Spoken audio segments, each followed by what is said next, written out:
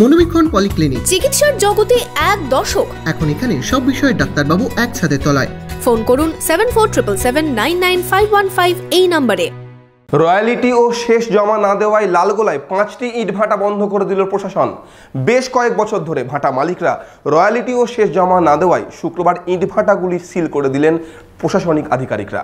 Laptop, desktop, CCTV, printer, AC, HP, Dell, Canon, CP plus, Hikvision ইত্যাদির authorised dealer Telta computer, Khagra, Baharampur. আমাদের HP showroom এখন রানীবাগানেও।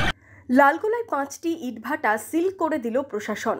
সরকারি রাজস্ব না দেওয়াতেই এই পদক্ষেপ বলে জানিয়েছেন প্রশাসনিক আধিকারিকরা। জানা গেছে, লালগোলা ব্লকে প্রায় 40টি ইটভাটা রয়েছে।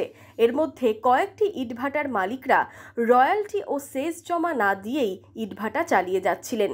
তাদের নোটিশ করেও কোনো কর্ণপাত করেননি। শুক্রবার ভূমি ও ভূমি রাজস্ব দপ্তর ও প্রশাসনিক আধিকারিকরা বিভিন্ন ইটভাটা পরিদর্শন করেন। সেখানেই 5টি ইটভাটা বন্ধ করার নির্দেশ দেন। সিল করে দেওয়া হয় ভাটাগুলি। আগে আমরা দুবার ক্লোজার নোটিশ সার্ভ করেছিলাম।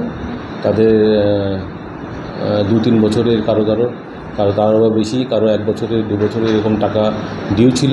যে ভাটা থেকে যে সরকারের যে রয়্যালটি আদায় করা, পুরো সিজনটা শেষ হতে চললো, তা সত্ত্বেও এখনও পুরোপুরি অনেক টাকাই মতো ডিউ ছিল, 50 লক্ষ টাকা মতো। সেই কারণে আমরা আজকে অপারেশনটা করলাম।